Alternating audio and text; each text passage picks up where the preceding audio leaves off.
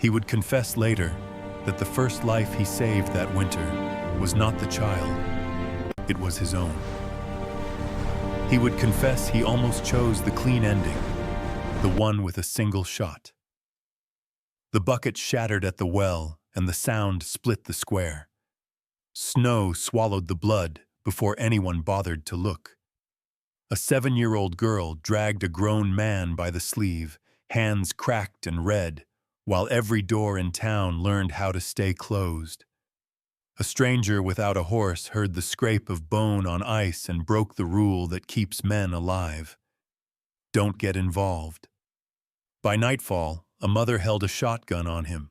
A child spoke of things she hadn't lived yet, and papers hidden under a barn began to hunt them back. Before dawn, riders would come. Before Christmas, a banker would smile and promise an accident. And before spring, the man would stand over his enemy and choose not to kill. One thing never fit. When the girl warned them, she named the man who hadn't arrived yet. Stay with me to the end. Subscribe. Watch through the final choice. And comment the city you're watching from so I can see how far this story travels. The bucket slipped from Lark Bennett's cracked fingers and shattered against the well stones, with a sound too loud for a place that pretended it didn't hear children die. Water fanned out, caught the wind, and turned to glass before it hit the ground. Lark didn't cry. Her throat was a narrow, burning tunnel, and crying took breath she couldn't spare. She stared at the rippling ice where the bucket had hit, at the tiny silver splinters shining like broken Christmas ornaments in the moonlight, pretty in the way a knife was pretty. Across the street, curtains twitched and then went still. A lantern that had been lit a moment ago dimmed, like someone had pinched the wick with shame. Lark's mittenless hands shook as she reached for the rope again. Her knuckles were split and red, and every time she bent her fingers, they bled like the cold was chewing her alive. She pulled once. The rope slid through her palm and burned. Behind her, on the packed snow where the wind couldn't hide what had happened, a dark smear led away from town like a confession written in blood. "Come on, Uncle Si," she whispered, though her lips barely moved. Speaking made her cough, and coughing made her ribs hurt like they were made of dry kindling. She turned away from the well and started down the alley, toward the tree line and the thin line of smoke that marked home. If a shack with a crooked chimney still counted as home when the world had decided you didn't belong in it. Silas Cy Bennett lay on a tarp she'd tied to a fence rail, his weight dragging a trench through the drifts. His shoulder was wrapped in a rag that had gone stiff with blood. Each time the wind shoved the tarp sideways, his boot struck a stone, and his body jerked like it wanted to wake but couldn't. Lark leaned into the rope and pulled. The town's church bell sat silent, above the street, its wooden throat packed with snow. Last Sunday, the preacher had said it was Christmas week, that the Lord had come into this world as a child because heaven knew what it was to be small and hunted. He'd said, "No room in the inn," like it was a story from long ago. Lark watched doors stay shut and understood it wasn't old at all. A man stepped out of the feed store, then saw her, saw the tarp, saw the blood, and went back in without a word. A woman at a window lifted her hand as if to open it, then lowered it like it weighed 100 pounds. Someone's dog barked once and was yanked inside. Lark kept pulling. She reached the edge of town where the road dropped into open country, and the wind rose up off the flats like it had been waiting. Snow swirled around her ankles, around Cy's boots, around the rope biting into her hands. The sky was the color of bruises. Somewhere out beyond the ridge, a coyote yipped, hungry and bold. Her stomach clenched. Not from hunger, she'd been hungry so long it had become a dull part of her bones, but from the thought of stopping. If she stopped, the cold would climb into her and sit down. She looked back at the town one more time, not to beg, just to remember their faces the way a person remembered a wrong turn in a storm.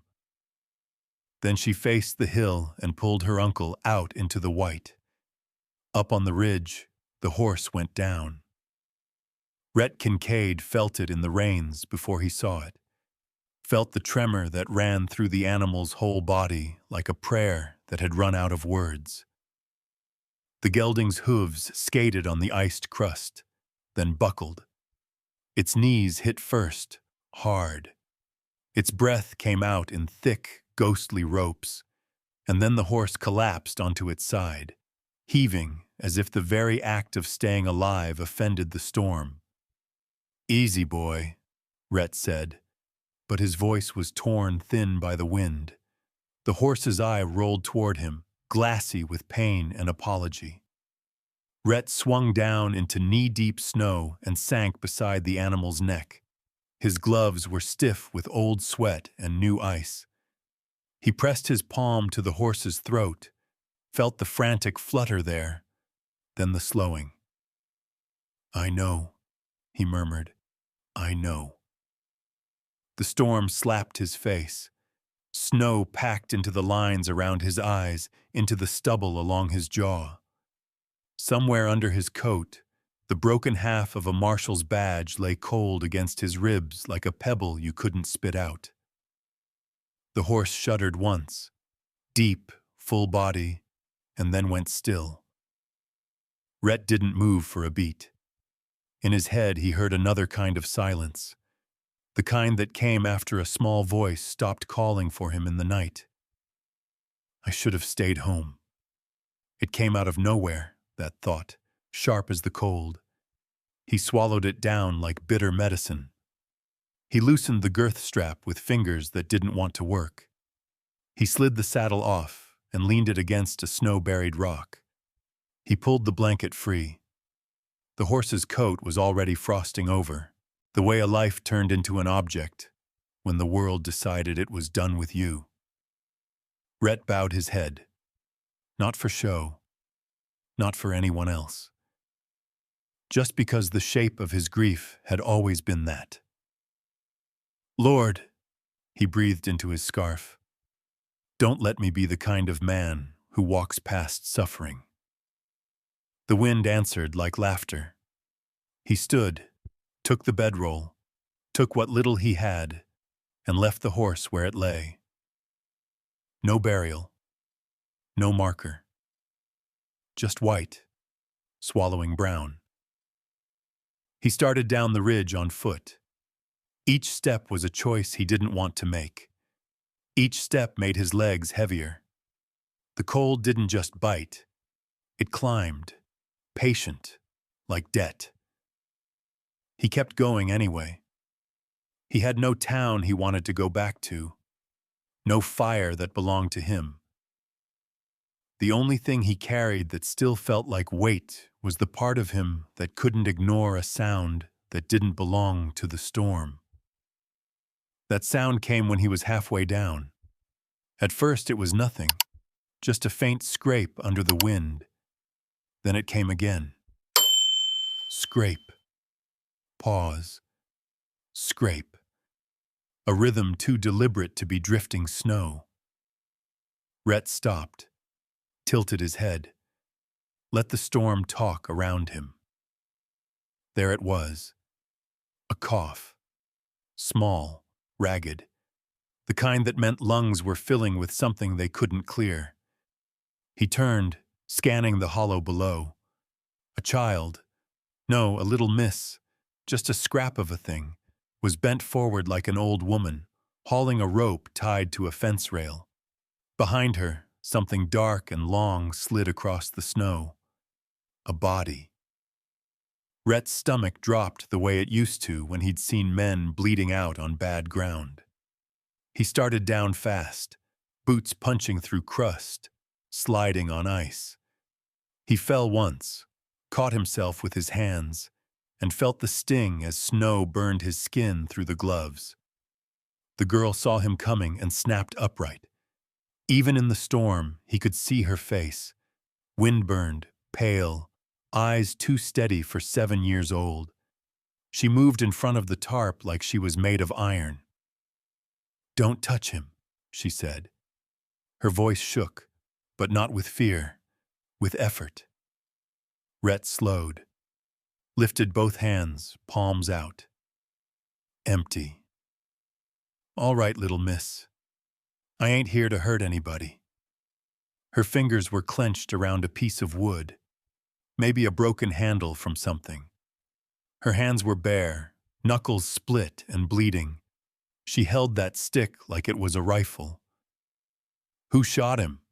Rhett asked, because the answer mattered. It always did. She didn't look at the blood. She looked at Rhett's eyes like she was weighing whether he belonged to the kind of world that left people in snow. "It don't matter," she said. Another cough tried to climb out of her chest. She swallowed it down. "He's still breathing." Rhett crouched slowly, far enough away that she didn't have to flinch. He could see the man on the tarp now, middle-aged, jaw clenched even in unconsciousness, a dark patch spreading beneath his shoulder. That wasn't a fall. That was a bullet. The girl's lips were blue at the edges. Her hair was braided tight, the end of it stiff with frost. She wore a faded red coat that looked like it had been dyed by hand, the color of dried berries, Christmas red against a world made of ash and ice. Rhett's throat tightened around a memory he didn't invite. A child in red. A door that didn't open fast enough. He forced his voice to stay level. "Where's your mama?" "At home," the girl said. "Sick." The word landed like a stone. "She got a gun. She'll shoot you if you come wrong." "That's fair," Rhett said, and he meant it. The girl's eyes narrowed. Town said they'd help. They didn't. Her mouth twitched like she might spit. They shut the doors. They said Uncle Si deserved it. Rhett felt something hot behind his ribs, anger, old and familiar. He looked toward the faint glow behind them where the town's lamps hid from the storm. Warmth hoarded like it was gold. He stood. "All right," he said. "Here's what's gonna happen. I'm gonna pick him up. I'm gonna carry him. You're gonna show me the way. If your mama tells me to stop, I stop." The girl hesitated, just a breath. Her gaze flicked to the man on the tarp, then to Rhett's hands. "You got a name, mister?" she asked. "Rhett," he said. "Rhett Kincaid." She nodded once, like she'd filed it away where it could be used later. "I'm Lark," she said. "Don't drop him." Rhett stepped forward. Lark didn't back up, but she shifted just enough to give him room, still guarding with her whole body. He slid his arms beneath Silas Bennett's shoulders and knees. The man was heavier than he looked, dead weight and pain. Rhett felt the wet heat of blood soak through his coat sleeve. He grunted, lifted, and steadied his footing. Silas's head lolled, and his lips moved in a soundless word. Prayer, maybe, or the name of someone who wasn't coming. Lark picked up the rope and followed beside Rhett, small boots punching a determined line through the snow. She kept glancing ahead, toward the dark band of trees and the thin trail that led into them, like she expected riders to appear out of the white at any moment. Rhett adjusted his grip. "How far?" he asked. "Far enough," Lark said. "Close enough that if you lie, God'll see it." Rhett almost smiled. It didn't reach his eyes. They reached the first stand of pines. The wind dulled there, replaced by the hush of snow falling through needles. Lark pointed with her chin. That way, cabins tucked in. Rhett's legs burned. His lungs ached. Each breath felt like pulling glass in and out. Then he saw it. A slumped roofline, a chimney coughing thin smoke, a single window leaking amber light into the storm. And in that amber square, a shadow moved, waiting. Rhett stepped onto the porch, wood creaking under the weight of a man and the weight of what came next. He shifted Silas higher, and the motion dragged a low groan out of the injured man's throat. Before Rhett could knock, the door flew open. A shotgun barrel found his chest like it had been guided there by something older than fear. A woman stood framed in lamplight, hair pinned tight, eyes hard as riverstone. Her hands didn't shake, not even a little. "Put him down," she said. "Slow." Lark pressed in beside her, windblown and stubborn. "Mama," she said, voice cracking at last. "He carried Uncle Si home." The woman didn't look at Lark. She didn't look at Silas. She looked at Rhett's face like she was searching for the lie she knew had to be there. "You take one wrong step, mister," she said softly, "and Christmas or no Christmas, I'll send you to meet your Lord." Rhett held still, Silas bleeding warm against his arms, and swallowed the taste of cold. "Yes, ma'am," he said. "I reckon you would." Rhett lowered Silas inch by inch, careful not to jostle the ruined shoulder. The porch boards creaked under the shift of weight. Snow slid from his coat and puddled at his boots like the storm was trying to follow him inside the sun. "Easy," the woman said again. The shotgun stayed level, steady as a promise. "Lay him flat." Rhett knelt. Silas's breath rattled once, wet and wrong. Rhett felt it through his arms before he heard it. He eased the man onto the porch, rolled him just enough to see the wound, then stopped. He didn't touch more than he had to. "Bullet passed through," Rhett said. He kept his eyes on Silas, not on the gun. "Missed the lung. He's bleeding bad, but he ain't dying yet." The woman's jaw tightened. That flicker, there, then gone, was the only sign she'd heard him. Lark slipped past the shotgun like she'd done it 100 times, crouched by her uncle, and pressed her small hand against his cheek. "Mama," she said, "he's still warm." "Inside," the woman said. One word. It wasn't an invitation. Rhett took Silas again, arms screaming now. He stepped through the doorway and into heat that hit his face like mercy.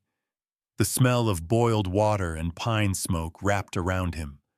A single room, a table scarred by knives, a stove that worked hard and complained about it. "Put him there," the woman said, nodding toward the table. "Head this way." Rhett did as he was told. When he straightened, the shotgun was still on him, but it had dipped an inch. Not trust, just math.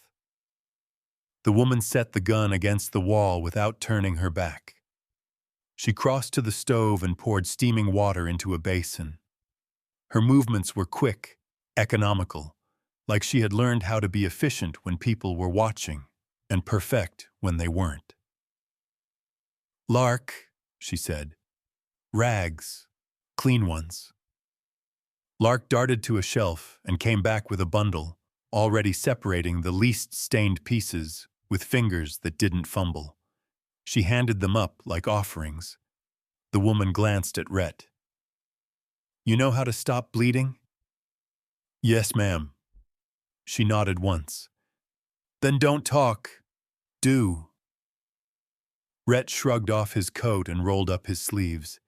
His hands were stiff, red, cracked. He poured water, cleaned what he could see. The bullet had torn through meat and left splinters of cloth behind like a warning. He worked fast, not rushed. He pressed. He tied. He kept pressure where pressure mattered. Silas groaned. His eyes fluttered, unfocused. "Vivi," he breathed. "I'm here," the woman said, and for the first time her voice bent. Just a little. "You stay. You hear me?" Silas nodded, or tried to. Rhett took a needle from his kit. Lark's eyes followed it, wide but steady. "You might want to step back, little miss," Rhett said gently. Lark shook her head. "I don't faint." Rhett believed her. He stitched. The thread slid through skin with the soft resistance of something that didn't want to be mended. Silas hissed and then went still, sweat breaking out cold on his brow. When Rhett tied the last knot, he let out a breath he hadn't known he was holding. "He needs rest," Rhett said, "and heat, and prayer." The woman met his eyes. "We do prayer," she said. "We don't do miracles." Rhett wiped his hands. "Sometimes that's the same thing." She didn't answer that.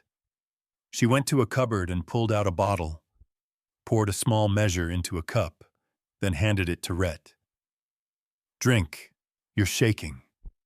He took it. Whiskey burned down his throat and settled like a line of warmth drawn through his chest. "Name," the woman said. "Rhett Kincaid." She studied him like she was reading fine print. "I'm Vivian Caldwell," she said. "People call me Vivi." "I reckon they do," Rhett said. She gestured toward the stove. "Sit. When the storm breaks, you leave." Rhett sat. Lark hovered, watching him the way a cat watched a door, ready for it to open the wrong way. She climbed onto a chair and curled her feet beneath her, the red of her coat bright against the wood. "You pray?" she asked him suddenly. Rhett hesitated. He thought of the words he'd used when words had failed him before. He thought of how prayer felt like talking into snow. "Yes," he said. "Badly." "That's all right," Lark said. "God hears quiet." Vivi shot her a look. "Lark." Lark ducked her chin, unoffended. "Mama," she said. "He carried Uncle Si." Vivi's mouth tightened. "I saw." The wind beat at the cabin like a fist that wouldn't learn. Snow packed itself against the walls. The light flickered and steadied. Silas slept. Rhett stared into the fire and let his hands warm. The quiet pressed in. In it, memory crept. "I should have been there." The thought came back, uninvited, and this time it carried faces. He stood abruptly. "I'll take the floor," he said, "near the door. If anyone comes—" Vivi cut him off. "You'll sleep where I can see you." He nodded. "Fair." Lark slid down from the chair and padded toward him. She stopped close enough that he could see the cracks in her lips. She smelled like smoke and snow. "You heard it too," she said. "Heard what?" "The horse," she said. "Up on the hill, when it fell." Rhett felt the room tilt. "You couldn't have known that." She shrugged. "Sometimes I know things before they're loud." Vivi's hand landed on Lark's shoulder, harder than necessary. "Enough." Lark went still. Rhett watched something small and bright in her eyes dim, like a candle pinched between fingers.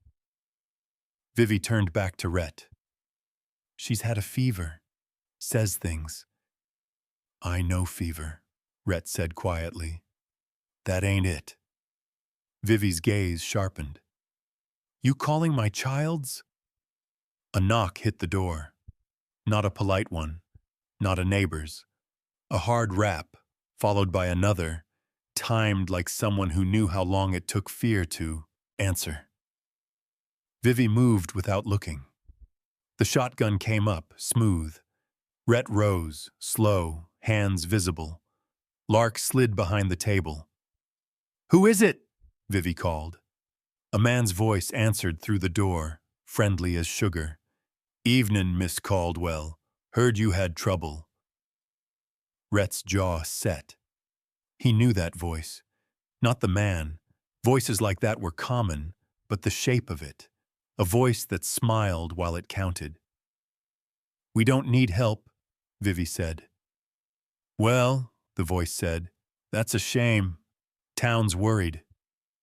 Rhett stepped closer to Vivi, low and careful. That ain't worry, he murmured. That's inventory. Vivi's eyes flicked to him. A question passed. He answered it with a look. Go, she said to Lark, not taking her eyes off the door. Room, now. Lark hesitated. Then she did something that made Rhett's chest ache.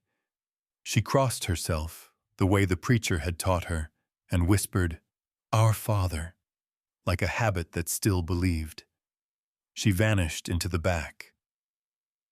Miss Caldwell, the voice went on, we know your brother-in-law was hurt. Folks say there was shooting. Accidents happen in winter. Rhett closed his eyes for half a second. I've heard this before. Vivi cocked the shotgun. The sound cut through the room. You don't leave, she said. I'll make this loud. The voice laughed softly. No need for that. Just wanted to see if you were all right. Rhett leaned toward the door, enough that his shadow joined Vivi's. She said you were done, he called. Take the hint. A pause. The wind filled it. Stranger, the voice said. You passin' through? Rhett smiled without humor. Ain't we all? Another pause. Then boots moved away, crunching slow, deliberate. Rhett didn't relax until the sound was gone and the snow swallowed it whole. Vivi lowered the gun, but didn't put it away. You know him. I know his kind, Rhett said. She studied him again, longer this time. Storm'll last till morning. I know. She nodded toward the chair by the stove. You stay. You breathe. At first light, we talk. Rhett sat back down. The fire popped. Outside, the world kept trying to kill what was inside. In the back room, Lark's voice drifted out, thin and faithful. Give us this day, she whispered, and don't let us be alone. Rhett bowed his head, the floor warm beneath his palms, and answered in the only way he could. Amen. Morning didn't come so much as it seeped in. The storm loosened its grip a finger at a time, leaving the cabin wrapped in a quieter cold that crept instead of struck. Pale light pressed against the window panes like a question nobody wanted to answer. Rhett woke sitting up, back against the wall, boots still on. His neck ached. His hands were warm for once, the fire reduced to a low, faithful glow. For a moment, just one, he didn't know where he was, and the old panic rose. Not again. Then he heard breathing that wasn't his. Slow, human, still alive. Silas Bennett lay on the table, chest rising in uneven measures. The bandage had soaked through but not spread. That mattered. Rhett stood and crossed the room quietly. He checked the stitches, pressed gently. Silas groaned, but didn't wake. Good, Rhett murmured. He reached for water, then stopped. The woman was already there. Vivi stood by the window, shotgun resting in the crook of her arm, eyes on the thin white yard beyond the glass. She hadn't slept. You could tell on the way she held herself, upright, alert, running on something that wasn't rest. You do that every morning? Rhett asked softly. She didn't turn. Watch the door? Her mouth moved. Since my husband stopped coming home. Rhett nodded. He didn't say he understood. He did. Silas coughed, wet and shallow. Vivi moved at once, setting the gun aside to lift his head and offer water. Silas drank, grimaced, then opened his eyes. Vivi, he whispered. The girl? She's fine, Vivi said. Hush. Silas's gaze slid to Rhett. Recognition sparked. You, he said. Lawman. Rhett stiffened. Was. Silas smiled without humor. They never stop being what they are. Vivi's head snapped up. What's he talking about? Rhett kept his eyes on Silas. You shouldn't talk. Silas swallowed. He's right, he said. You shouldn't. His eyes flicked to Vivi. But you need to know. Vivi's hand curled around the cup. Know what?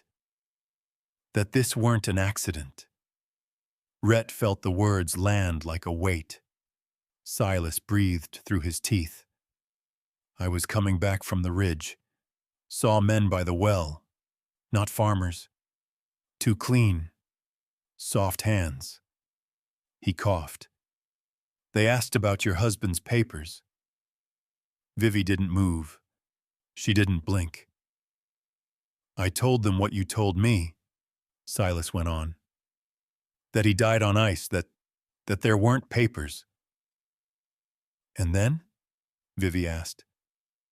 And then one of them smiled, Silas said. Like he'd already been paid. Rhett exhaled slowly. He knew that smile. He'd seen it under different hats. Vivi set the cup down with care. Rest, she said. We'll talk later. Silas caught her wrist. Vivi, they want the land. Water rights. Banks behind it. The word hung in the air like smoke. Bank, Vivi said flatly. Silas nodded. Hawthorne's men. Rhett's jaw tightened. Inventory, he thought again. From the back room came a small sound. A foot on wood. A breath drawn too quick. Lark appeared in the doorway, wrapped in a blanket too big for her, eyes bright and tired. Morning, she said. Vivi turned. You're supposed to be resting. I am, Lark said. I just woke up. Rhett met her gaze. How you feeling, little miss? She shrugged. Cold. She glanced at Silas. You're still here.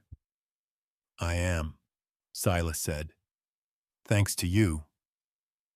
Lark nodded once, solemn, like this had been expected. She crossed to the window and peered out.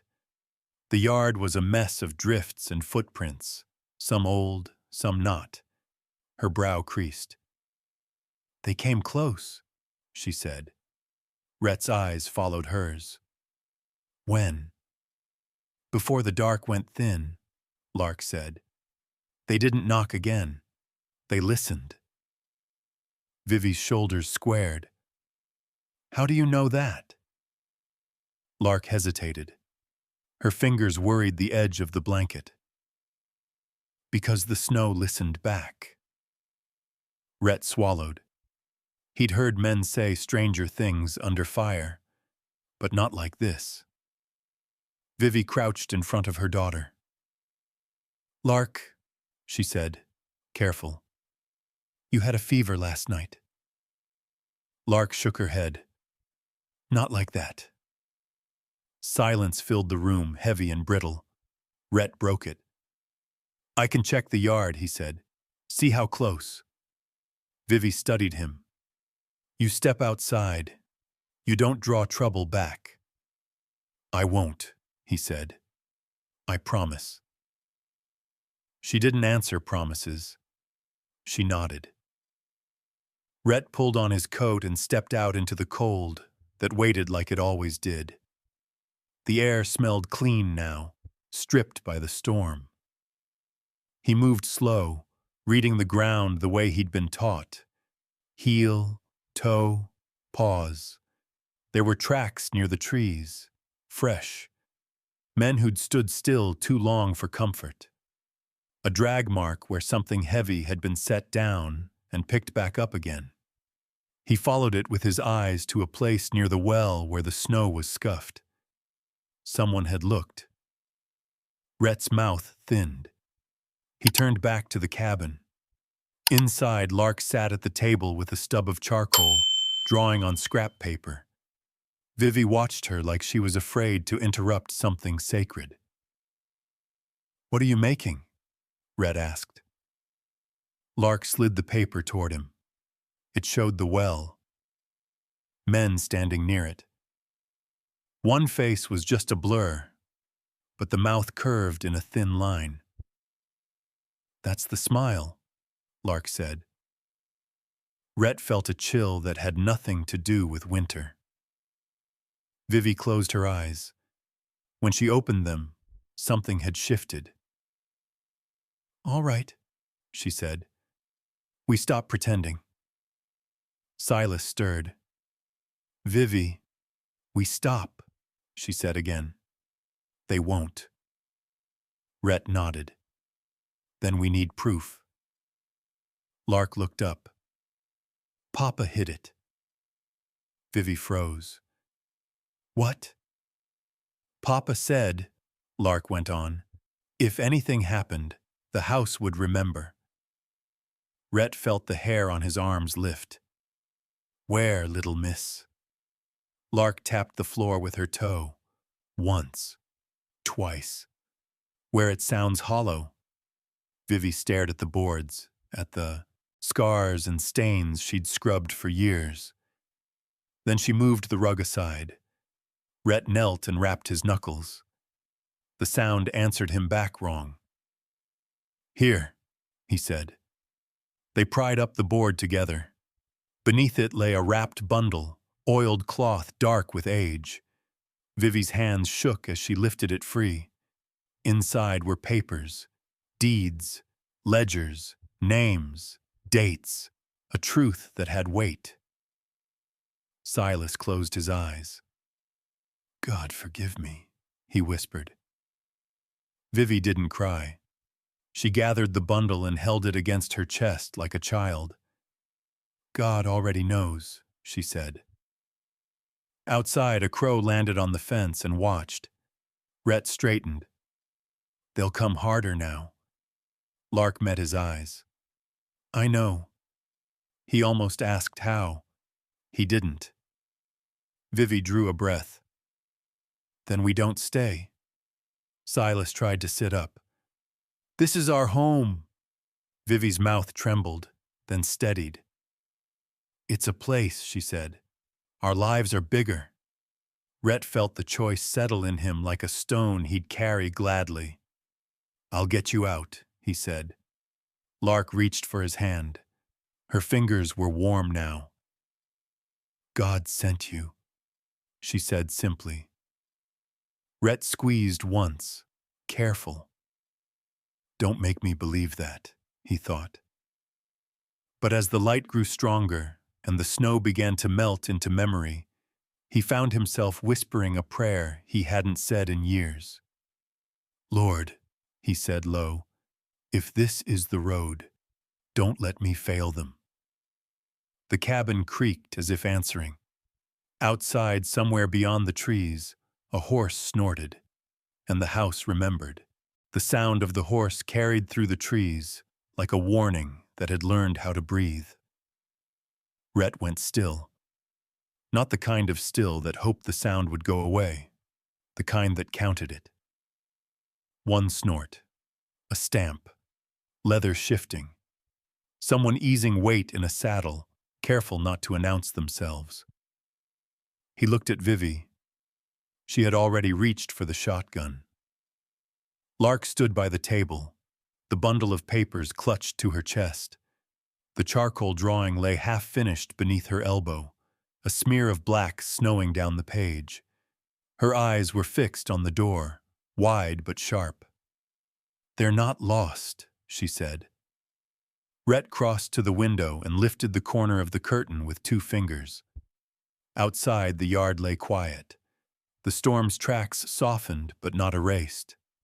Near the fence, where the crow had perched, a man stood with his back half-turned, hat brim low.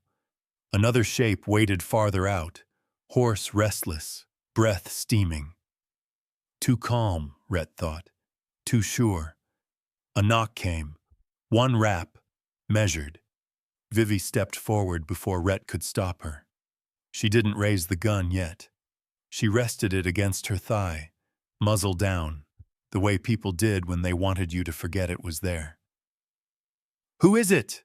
she called. "Morning, Miss Caldwell," a voice answered.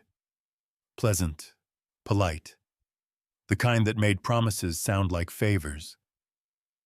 "Name's Barrett Hawthorne. Thought I'd check on you after the weather." Rhett felt the name click into place like a lock finding its key. Vivi didn't open the door. "We're fine." "Well, that's good to hear." The man's boots shifted on the porch. "Town's been worried." Rhett's jaw tightened. Worried had a price. Worried always did. "We don't trade in worry," Vivi said. "We trade in quiet." A pause. The wind slid along the eaves. "Mind if I come in?" Hawthorne asked. "Just to warm up?" "No," Vivi said. Another pause. Longer this time. Rhett leaned close, his voice barely above the fire. "He's counting," he murmured. "Time, angles, breath." Vivi didn't look at him. "I know." From the back room came a soft thump as Silas shifted in his sleep. Hawthorne's head tilted, listening. "Sounds like you've got company," he said. "Family?" Vivi's grip tightened. "Leave," Hawthorne chuckled. "No need to be sharp. I brought news." He raised his voice just enough to carry. "Banks reviewing properties near the creek. Water rights. Folks'll be compensated, of course." Rhett closed his eyes for a beat. There it is. "We're not selling," Vivi said. "Well," Hawthorne said lightly, "sometimes selling isn't the only way land changes hands." Rhett stepped forward, so his shadow joined hers. "You've said enough," he called. "Move on." The door creaked as Hawthorne leaned closer. "Didn't catch your name, friend." Rhett didn't give it. "You don't need it." Another chuckle. "That stance," Hawthorne said. "That way you hold yourself. Not a farmer." "Go," Vivi said. The porch board sighed as Hawthorne straightened. "All right," he said. "I won't trouble you further. For now." He tipped his hat, not to Vivi, but toward the window, toward Lark, though he couldn't see her. "Merry Christmas." His boots retreated. The horse snorted again. Then the sound drifted off, swallowed by trees. No one moved until it was gone. Rhett exhaled slow. "He'll be back." Vivi nodded. "With papers or guns?" "Both," Rhett said. Lark crossed herself without looking at either of them. "Mama," she said. "He smiled like the picture." Vivi's mouth went tight. What picture? Lark slid the charcoal drawing across the table. The blurred face. The thin, curved mouth. Rhett studied it. The lines were rough, child-made, but the shape was unmistakable. That's him, he said.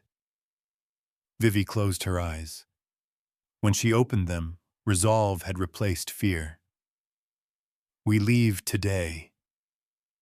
Silas groaned from the table, stirring. Leave? He rasped. Vivi, no.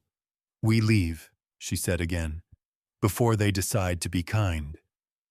Rhett moved at once. He checked the window again, then crossed to the door and cracked it just enough to scan the tree line. Empty, for now. I know a place, he said. Trading post 3 miles south. Man named Mercer. He owes me a favor. Vivi looked at him. You trust him? I trust him to want his roof standing tomorrow, Rhett said. That's usually enough. Lark tugged at Vivi's sleeve. What about the house? Vivi knelt and took her daughter's face in her hands. Her voice softened, but it didn't weaken. The house is wood, she said. Your flesh. God didn't give me wood to love. Lark nodded, solemn, as if this had always been the answer. They packed fast. Vivi moved with the precision of someone who had already practiced this in her head 100 times. Food. Ammunition. The bundle of papers wrapped again and tucked beneath her coat. Rhett strapped on his bedroll and slung his rifle. He paused, then placed the broken half of his badge on the table. Vivi saw it. What's that? A piece of something I ain't anymore, Rhett said. He slid it back into his pocket. But it still reminds me how to walk. Silas watched from the table, eyes sharp despite the pain. They won't stop, he said. There's a man above Hawthorne. Rhett's gaze flicked to him. Name? Silas swallowed. I don't know his real one. Folks call him Vane. Elias Vane. The name sat heavy. Lark's hand tightened on Rhett's sleeve. He's the quiet one, she said. He doesn't smile. Rhett felt the cold find a new place in him. We won't wait for him. They stepped outside into a day that pretended to be peaceful. Snow fell from branches in soft sighs. The yard looked almost kind. They hadn't gone 20 yards when the first shot cracked. The sound split the air and slapped bark from a tree near Rhett's head. He shoved Lark down behind a fallen log, Vivi dropping beside them in the same motion, shotgun up. Run! Rhett shouted to no one in particular, then corrected himself. Don't run! Another shot, closer. Rhett fired once, not to hit but to remind. The report echoed, sharp and final. He moved low, circling wide, boots silent where the snow was deep. He saw the shooter then, a man crouched near the fence, hat pulled low, rifle braced. Rhett closed the distance and struck with the butt of his gun. Bone met wood. The man went down hard, breath leaving him in a white cloud. From the trees came shouting. Hooves, more men. Vivi fired, measured. One man dropped, screaming. Another veered away. Now! Rhett yelled.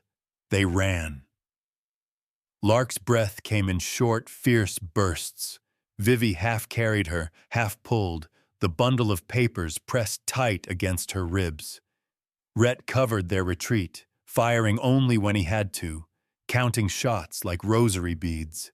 They broke through the last line of trees and hit the open ground, legs burning, lungs aflame. Ahead, a low building rose from the snow. Mercer's trading post, smoke curling like a promise. The door burst open. A man stood there, broad-shouldered, eyes already taking measure. "Rhett," he barked, "you always bring weather with you." "Need horses," Rhett said. "Now." Mercer looked past him, saw Vivi, saw Lark, saw the men spilling from the trees. He swore. "Inside." They slammed the door just as another bullet punched into the wood. Mercer barred it and turned, breathless. "You owe me an explanation." Rhett shook his head. "I owe you the truth later." Mercer met his eyes, then nodded. "Fair." They didn't stop moving. Saddles, gear, hands passing things without words. Outside, the men regrouped, voices rising. Lark leaned against the wall, chest heaving. She looked up at Rhett. "They'll follow." "I know," he said. She swallowed. "God will too." Rhett's mouth twitched. "I hope he's faster." Mercer threw him a bridle. "South Road," he said. "There's a cut that'll slow them." Rhett took it. He looked at Vivi. "Ready?" She nodded once. No tears, no doubt. They mounted and rode hard into a future that had chosen them back. Behind them, Silver Creek shrank into white and wood and lies. Ahead, the road bent toward truth, sharp and narrow as a prayer. And somewhere beyond it, a man without a smile was listening. The South Road cut away from the post, like a scar that never healed right. Rhett rode first, leaning low over the mare's neck, reading the land the way he read men, by what they tried to hide. Snow thinned here, scoured by wind. Tracks lasted longer. Mistakes stayed written. Behind him, Vivi kept the reins tight with one hand, and Lark tucked close with the other. The girl's cheek pressed against her mother's coat. Breath shallow but steady. Faith had taught her how to ration air. Mercer rode last until the trees thinned, then peeled off without ceremony, raising 2 fingers in a promise that wasn't cheap. "God keep you," he called, already turning back. "God knows where to find us," Vivi said, not looking. They pushed on. The cut narrowed to a defile of stone and ice. Rhett slowed them there, letting the horses pick their way. He listened, not just for hooves, but for the absence of birds, for the way sound leaned. He felt the road tense beneath them. "Stop," he said. They stopped. Rhett dismounted and crouched, brushing snow with his glove. Fresh scuffs. 2 men had passed, then doubled back. A third had waited. "They're ahead," he murmured, "trying to box us." Vivi slid down from the saddle without a word, setting Lark behind a boulder. She checked the shotgun. Click, click, simple, practiced. "How many?" she asked. 3, maybe 4, Rhett said. "They don't know I see them." Lark peered around the stone. "They'll move when the sun hits the ridge," she said. "They don't like being seen." Rhett looked at her. "You sure, little miss?" She nodded. "I saw it already." Vivi stiffened. "Lark, let her," Rhett said softly. "She's been right." He rose, lifted his rifle, and fired once, not at a man, but at a rock shelf above the cut. The shot cracked the quiet open. Stone answered with a roar. Snow slid. Ice broke free. A shout went up ahead. Men scrambled, cursing, suddenly visible as they tried not to be. Rhett fired again, closer now. Vivi added her voice to the argument. The shotgun booming, decisive. One rider wheeled away, horse screaming. Another fell back behind cover. "Move!" Rhett shouted. They mounted and pushed through the gap as the men regrouped, hooves slipping, breaths tearing free in white ribbons. The cut spat them out onto open ground, where the wind came back like a debt collector. They didn't stop until the land dipped into a stand of dead cottonwoods. There, Rhett pulled them in close and let the horses blow. Lark's hands shook now that there was time for them to. Vivi wrapped her coat tighter around her daughter, then pressed her forehead to the girl's hair and breathed once, hard. She did not cry. Rhett scanned the horizon. Nothing moved but cloud and light. "They'll keep coming," Vivi said. It wasn't a question. "Yes," Rhett said, "but not like before. Now they know we bite." Silence settled. In it, the weight of Baumel. What they carried grew heavier. Vivi reached beneath her coat and drew out the bundle. The oiled cloth was damp where her body heat had warmed it. She hesitated, then unfolded it just enough to see the top page. Inked lines, neat, deliberate. "My husband wrote like this," she said, "even when he was scared." Rhett watched her fingers trace a name. Dates, transfers, water, always water. "Where do we take it?" she asked. Rhett thought of offices with flags and seals, of men who shook hands and sold mornings for afternoons. "Not the nearest court," he said. "Not yet." Lark lifted her head. "There's a judge who listens," she said. "He's not here." Rhett closed his eyes for half a second. "Lord, if this is faith, teach me how to carry it." He opened them. "Where, little miss?" She pointed south, past the line where the land folded. "Where trains sleep." Vivi looked at Rhett. "Denver." He nodded. "Denver." They moved again as the sun climbed, slow now, careful. The road widened. The wind softened. For a stretch, the world pretended it could be gentle. By late afternoon, the sky darkened with a different kind of threat. Hooves thundered behind them, closer than before. Rhett counted. 2, he said. "Fast." He reined in at a shallow creek, water running black under ice. He dismounted, waded in, led the mare downstream for 10 yards, then back out again. He took Vivi's horse next, then Lark's, careful not to spill. "Up," he said. They mounted on the far bank and rode hard in a wide arc, leaving the creek to tell a lie for them. The riders burst into view moments later, shouting. One skidded to the water's edge and cursed. The other followed the tracks downstream.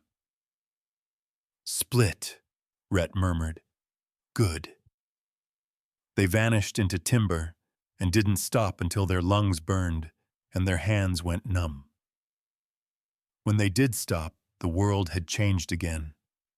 A figure stood in the road ahead, alone, hands visible, horse grazing loose, not hiding, not hurrying.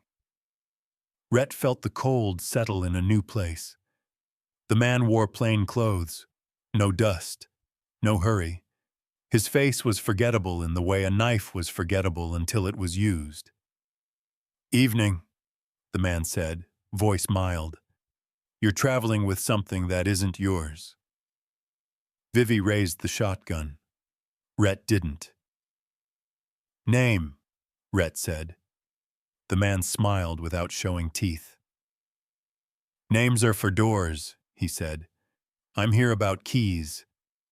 Lark's fingers dug into Rhett's sleeve. "That's him," she whispered. "The quiet one." Rhett swallowed. "Elias Vane." The man inclined his head, almost polite. "You've been busy." "You want the papers," Vivi said. "And the child." Vane said, just as calmly. She sees what men like me would rather stay unseen. Rhett's hand tightened on the reins. He felt the old pull, the clean answer, the fast end. He saw his wife's face, his boy's small hand gone cold. I could end this, Vane. Watched him with interest. Do it, he said softly. Be what the road made you. Lark stepped forward before either adult could stop her. If he does, she said, voice thin but unbroken, he won't come home. Rhett's breath hitched. The word home landed where nothing else had. He lowered his rifle. Vane sighed, disappointed. He lifted his hand. Men moved in the trees. Vivi fired first. The blast tore bark and sent a man spinning. Rhett surged forward, closing distance, striking Vane's wrist, wrenching the pistol free. They went down together in the snow, breath and curses tangling. Rhett rolled, pinned, and brought the man's arm back until bone protested. He pulled the reins free from his saddle and bound them tight, hands working without mercy, but with restraint. Vane lay still, eyes bright. This isn't over, he said. Rhett leaned close. It is for you.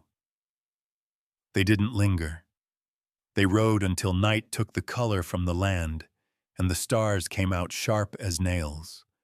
When they stopped, it was beside a stand of young pines that whispered like a congregation. They made a small fire. Lark knelt and crossed herself.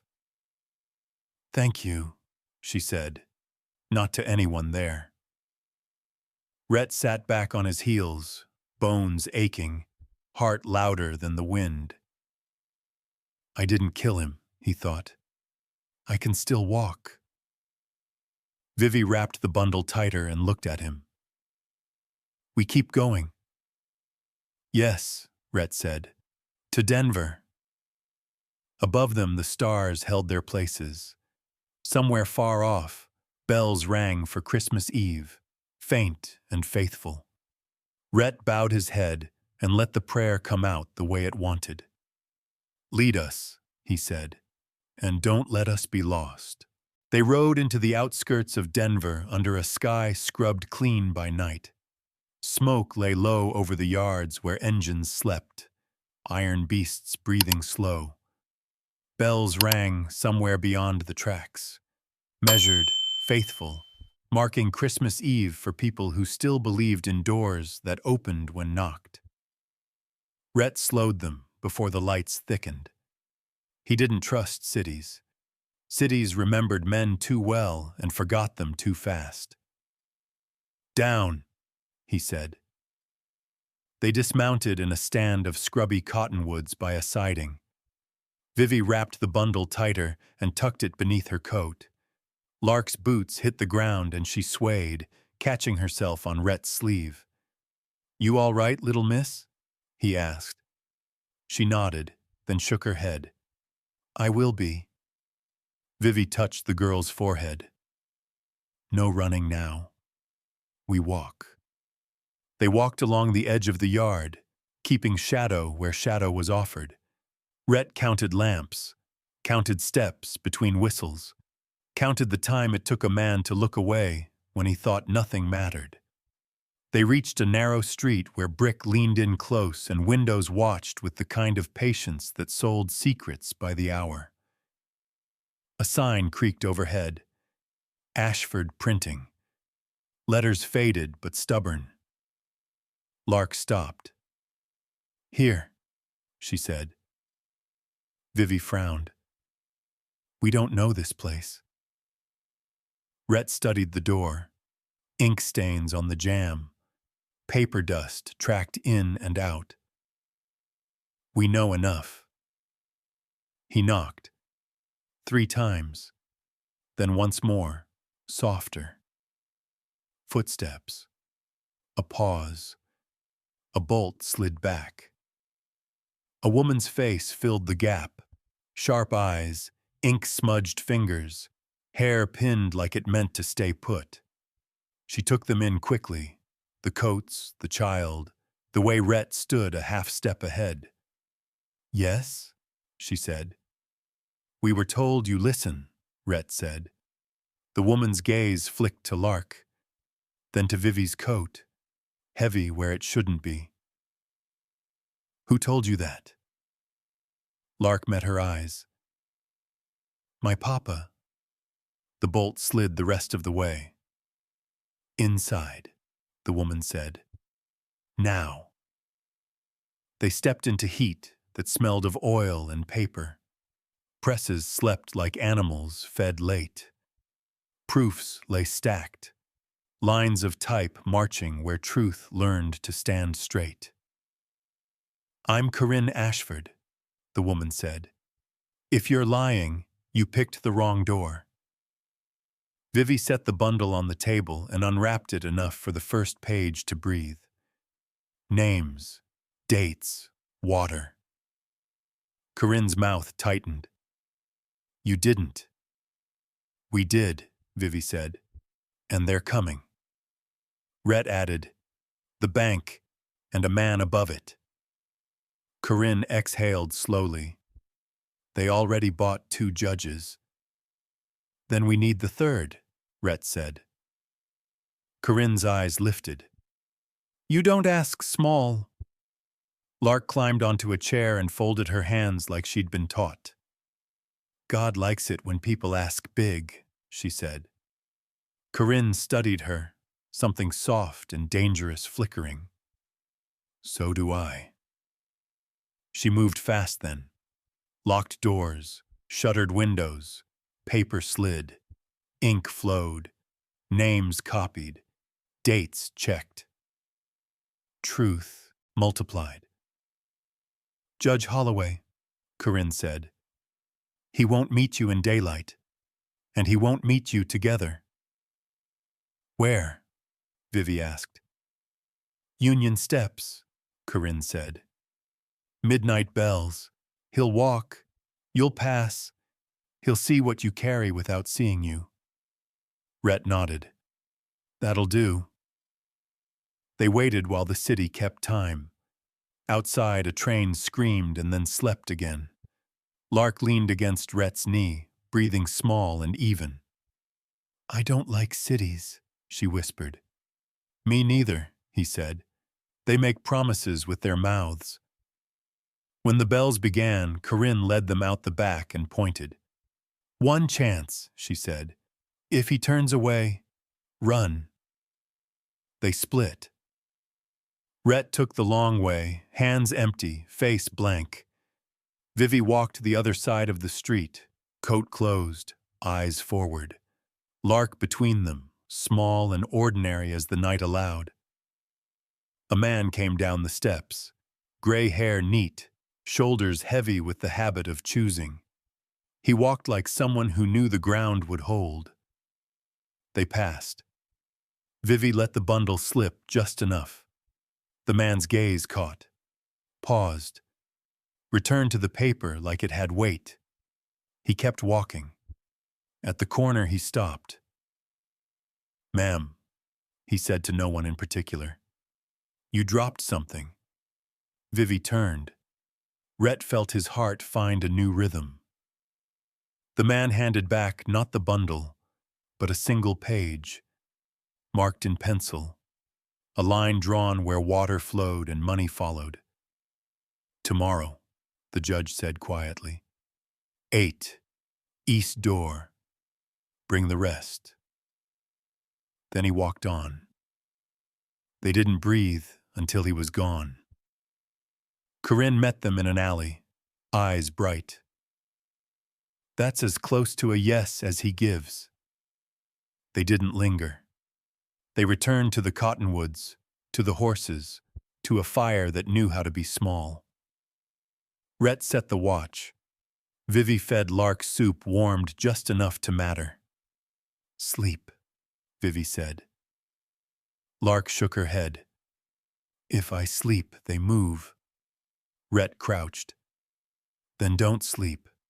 Rest. There's a difference." She considered that, then leaned into Vivi's side, eyes open, trusting the night to blink first. Rhett sat with his back to a tree and let the city noises fade.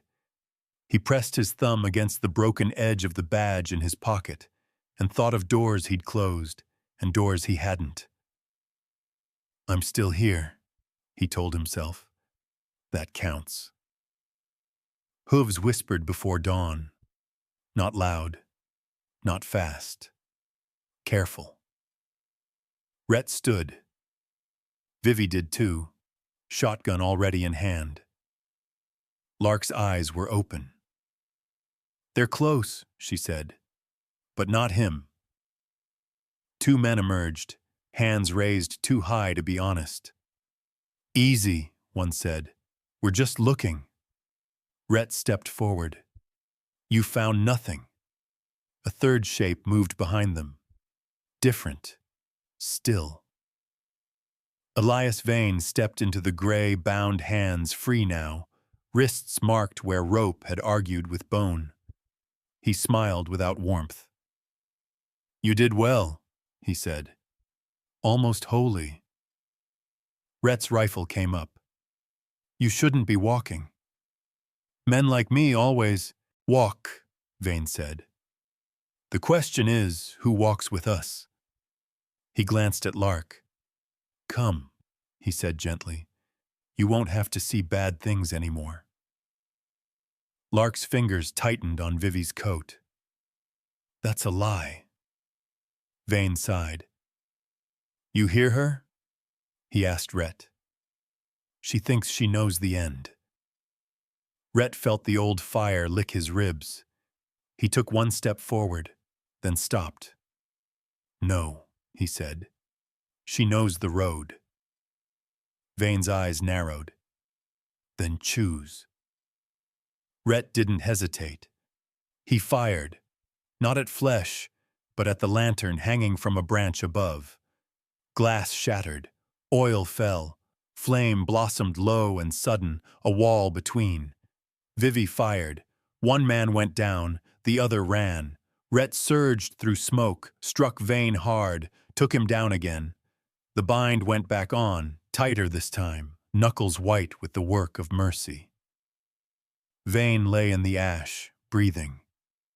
"Tomorrow," he said. "You won't make it." Rhett leaned close. "Tomorrow isn't yours." They dragged him to the edge of the yard and left him tied where light would find him. They moved before the city could decide what it wanted. By the time the bells rang again, they were back in shadow, back on the narrow path that led to a door that might open. Lark whispered as they went, voice steady. "Though I walk through the valley," Rhett finished it under his breath, "I will fear no evil." The city watched them go, and for once it did not follow. Morning came thin and gray, like it wasn't sure it was welcome. They waited where Corinne had told them to wait. East side of the courthouse. Stone steps worn smooth by generations of boots that had climbed them hoping for mercy and left knowing better. Frost filmed the railings. Breath showed. Rhett stood a little apart, hands empty, coat open so no one would have to guess. Vivi kept Lark close. The bundle pressed flat beneath her shawl like a second heart that beat only when it was afraid. At 8 sharp, a side door opened. Judge Bram Holloway stepped out alone. He was taller than Rhett had expected, shoulders rounded by years of choosing which truths could breathe. He didn't look at them at first. He looked at the sky, at the way the clouds moved like a crowd that hadn't decided yet. "Ma'am," he said at last, eyes still forward. "Walk with me." Vivi did. They took 3 steps together, then 4. The world narrowed to the sound of boots on stone. "You brought a child," Holloway said. "I didn't have a choice," Vivi answered. He nodded. "Neither did I." They stopped beside a pillar where the shadow cut clean. Vivi slipped the bundle free and opened it all the way. Pages fanned. Ink breathed. Names stood up. Holloway took one look and closed his eyes. "Water," he said. "Every time." Rhett shifted, scanning the square. Men moved at the edges. Clerks, deputies, ordinary shapes with ordinary faces. Too many ordinary faces. "They'll come," Rhett said. "They already have," Holloway said. He reached out and touched the paper like it might burn. "This is enough." "Enough for what?" Vivi asked. "Enough to indict a bank," Holloway said. "Enough to peel the varnish off a town." He met Rhett's gaze. "And enough to get you killed if you linger." Lark looked up at him. "Are you bought?" Holloway didn't flinch. He knelt so his eyes were level with hers.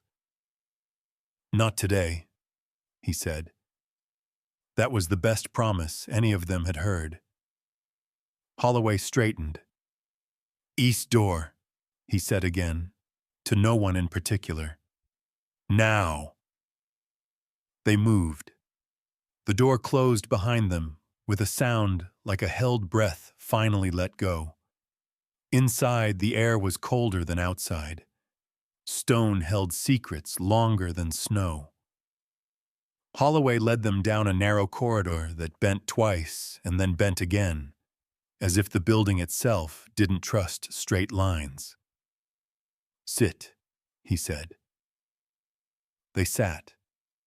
A clerk entered with ink and paper, another with a seal. Hands moved fast. Pages were copied, stamped, marked. Truth learned how to wear clothes that law would recognize. Rhett stood watch. He counted steps, counted pauses. He felt the pull again, the urge to end things simply. He pressed his thumb to the broken badge in his pocket until the edge bit back. Not like that. A door opened somewhere distant. Voices rose, fell. Holloway signed the last page. The seal came down hard. "It's done," he said. "For now." Vivi exhaled, a sound that carried years. "And us?" Rhett asked. Holloway met his eyes. "You leave Denver before noon." "Where?" Vivi said. "Anywhere that isn't convenient," Holloway replied. "South if you want peace, west if you want work." Lark tugged his sleeve. "What about Mama's house?" Holloway hesitated. "The bank will contest, loudly, but the land will be frozen. No sale, no seizure, not yet." "That's enough," Vivi said. Outside, bells rang again. Christmas morning this time. Clear, insistent. They slipped out through a door that didn't look like a door and found Corinne waiting with coats and bread and a look that said she'd already chosen sides. "They'll howl," Corinne said. "Let them," Vivi answered. They rode before the city could finish waking. The land changed as they went. Smoke thinned. Tracks softened. The world remembered how to be wide. They stopped at noon by a stand of cottonwoods bent like men who'd seen weather and decided to live anyway. Rhett built a fire that knew how to keep secrets. Vivi fed Lark and then fed Silas, whose color was better now, whose eyes held less pain and more anger. "Bankmen'll come," Silas said. "They always do." Rhett nodded. "Not alone." Silas studied him. "You could disappear." "I tried that," Rhett said. "Didn't take." Lark sat with her back to a tree, drawing again. Not the well this time. Not men. A house with light in the windows. 3 figures inside.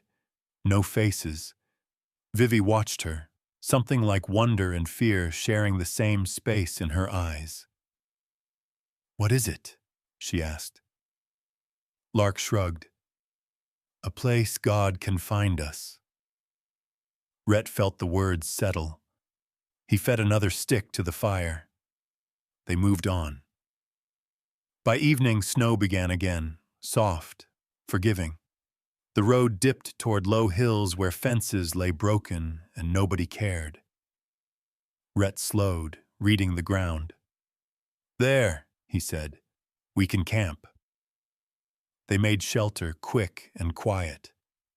Vivi sang under her breath as she worked. Not a song for listening, a song for remembering. Lark joined in, thin and brave. Rhett sat back and listened, the fire painting their faces with something like peace. "This is how it could have been," he thought, "if I'd stayed." The thought didn't break him this time. Night settled. Stars came out clean. Rhett took first watch. He stood with the rifle balanced, eyes sweeping. The world felt empty in a way that wasn't threatening, just honest. Footsteps came anyway, not hurried, not hiding. Rhett lifted the rifle. "That's far enough." A man stepped into firelight, alone, no hat, no weapon in his hands. "Easy," he said. "I'm not with them." Rhett didn't lower the rifle. "Who are you?" The man swallowed. "Name's Amos Pike." Rhett's jaw tightened. "Doctor." Pike nodded. "I saw the girl at my door. I closed it." His voice shook. "I came to say I was wrong." Silence pressed in. Vivi stepped forward. The shotgun rested against her hip, heavy with memory. "Why now?" "Because I saw the warrant," Pike said. "Because I heard bells and knew what they meant." He held out a small bag. "Medicine. And this." He produced a folded paper. "Hawthorne paid me to keep quiet." Rhett took it. Names, dates, a smaller truth that made the larger one heavier. "You should go," Rhett said. Pike nodded. "I will." He hesitated. "May God forgive me." Vivi watched him leave. Then she turned to Rhett. "Do you believe that?" Rhett looked at the fire.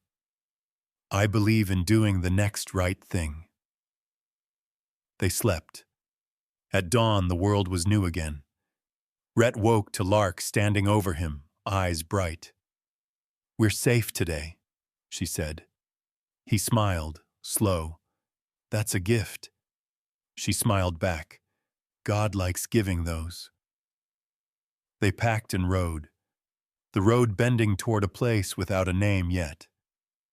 Behind them, Denver woke to noise and paper and men who would have to answer questions they didn't like. Ahead, the land waited. And for the first time in a long while, Rhett Kincaid rode toward it without running. The road west rose gently, as if it knew how tired they were. Grass showed through the snow in places, stubborn and green like it had made a promise to God and meant to keep it. Fences lay broken where cattle once leaned, and no one had bothered to fix them. The land didn't mind. It had learned to hold its own shape. Rhett rode with his shoulders loose for the first time in days. Not careless, never that, but no longer braced for the next blow. He read the horizon, then let his eyes soften. Vivi watched him from the corner of her vision. "You're different today," she said. Rhett didn't look at her. "I didn't wake up thinking about graves." She nodded. That was enough. Silas rode behind them, steadier now, wrapped tight against the cold. Pain had taught him patience. Anger had taught him quiet. They stopped near a creek that hadn't frozen over, its water running dark and faithful between stones. Lark slid from the saddle and knelt, cupping her hands to drink. She splashed her face and laughed once, surprised by the sound. Vivi froze. Then she let herself breathe. "That's a good sound," Vivi said. Lark wiped her mouth with her sleeve. "The water isn't scared here." Rhett crouched and dipped his fingers. The current pressed back, alive. "Water remembers," he said, "but it doesn't hold grudges." They made camp where the creek bent, sheltered by a low rise that broke the wind. Rhett set snares with care. Vivi laid out blankets and started a fire that didn't smoke too much. Silas sat and watched, learning the rhythm of people who planned to be alive tomorrow. As dusk fell, hoofbeats sounded, not fast, not hidden. Rhett stood, rifle easy in his hands. 2 riders approached at a walk. Their hats were worn, their coats patched, their eyes honest in the way of men who had learned to count their losses without lying. "Evening," one said. "We don't mean trouble." Rhett nodded. "Evening." "We heard about Silver Creek," the other said. "About the bank." Rhett didn't answer. He didn't need to. The first man swallowed. "We got land upriver. Folks like us been wondering if the ground's finally listening." Vivi stepped forward, shotgun slung but present. "What do you want?" The man glanced at Lark, then back at Vivi. "To know if standing costs more than kneeling." Rhett felt something shift. Not danger. Weight. "It costs," he said, "but it pays in the only coin that lasts." The riders looked at each other. Then the first nodded. "We'll tell others." They tipped their hats and rode on, leaving tracks that didn't hurry. Lark watched them go. "They were supposed to come," she said. Rhett smiled without teeth. "Maybe God sends help on foot sometimes." Night settled clean. Stars came out one by one, deliberate. Vivi cooked what Rhett brought back, and they ate without speaking much. Silence here didn't mean fear. When the fire burned down to coals, Vivi reached into her coat and pulled out a folded paper. Not the ledgers, something smaller. "I never read this out loud," she said. Rhett waited. She unfolded it carefully, like it might tear if handled roughly. "My husband wrote it before the winter he died," she said. "He said if he didn't make it home, I should read it on Christmas." She glanced at the sky. "We're close enough." Her voice held when she read. "Vivian, if you're reading this, I failed at coming back, not at loving you. Do not lock the door of your heart because men knocked hard. If a good man stands there one day, let him in, God will understand." The paper shook once. Vivi folded it again, precise. Rhett stared into the coals. He didn't look at her. He couldn't yet. Lark crawled into Vivi's lap and pressed her ear against her mother's chest. "Papa's right," she said. "God's not jealous like people." Vivi kissed her hair. "No," she said. "He's patient." The wind shifted. Somewhere far off, a bell rang once, carried thin and true. Rhett rose and took first watch. He stood at the edge of the firelight and let the dark press close without stepping in. "I can stay," he thought. "I don't have to disappear." The thought frightened him more than any rider ever had. Before dawn, Lark stirred. She sat up, eyes clear. Today is quiet, she said. Tomorrow won't be. Rhett nodded. Then today we build. They broke camp early and followed the creek upstream until the land opened into a shallow valley cupped by low hills. Grass showed through in long strokes. The soil was dark, rich, honest.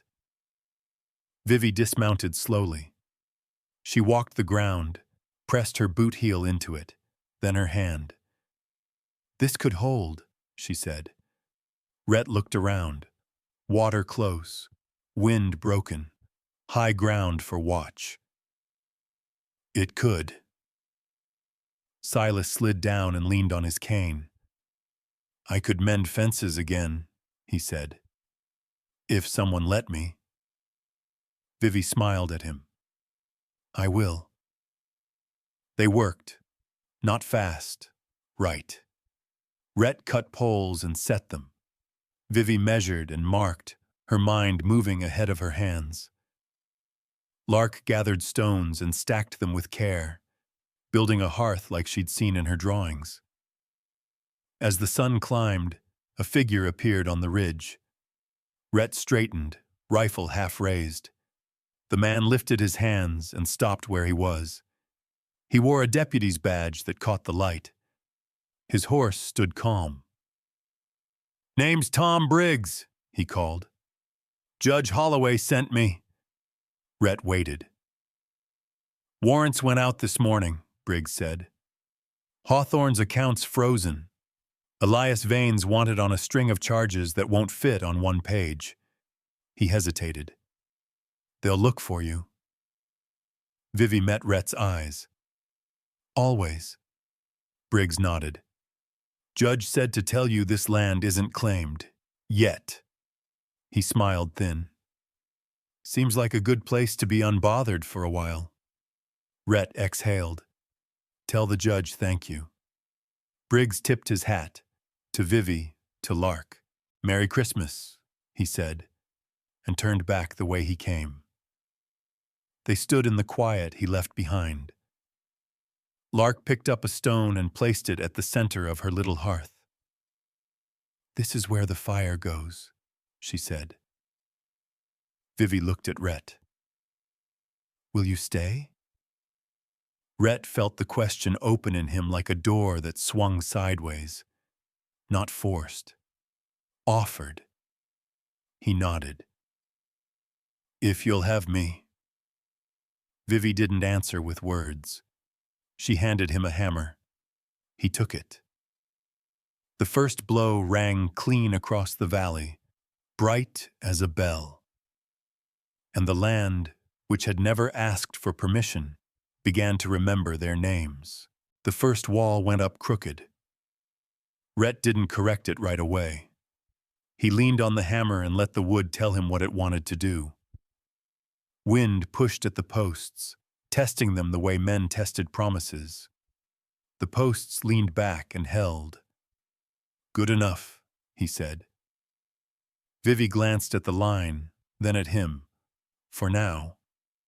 For now, he agreed. They worked until the light thinned. Silas set himself to mending wire, fingers clumsy but determined. Lark carried stones again, smaller ones this time, lining the hearth with a care that bordered on reverence. She stopped once to wipe her nose, then kept going. The valley learned their shapes quickly. By dusk, smoke rose straight from the new fire. The air smelled of pine sap and hot iron. A place that had been empty all morning now had edges. Rhett stood back and watched the dark gather at the hills. He didn't like how quiet it was. Quiet could mean peace. It could also mean counting. Tonight, he said. Vivi looked up from the pot. You feel it too. He nodded. Silas straightened with a hiss of pain. They won't let it end clean. No, Rhett said. Men like that don't. Lark placed the last stone and sat back on her heels. She looked toward the western ridge where shadow pooled thickest. They're late, she said, but they're coming. Vivi wiped her hands on her apron. How many? Enough, Lark said. Not all. Rhett's mouth tightened. That means they're careful. Night fell the way it always did, without apology. They ate close to the fire. No one talked much. The sounds of cooking and chewing filled the space where fear might have taken root. Afterward, Vivi wrapped Lark in blankets and tucked her near the fire. She kissed the girl's forehead and murmured a prayer that had been passed down in pieces. Lark listened, eyes open. Rhett checked the perimeter. He marked distances in his head, lines of fire, places a man could hide and think himself clever. He came back to the fire and sat across from Vivi. You should sleep, she said. So should you. She shook her head.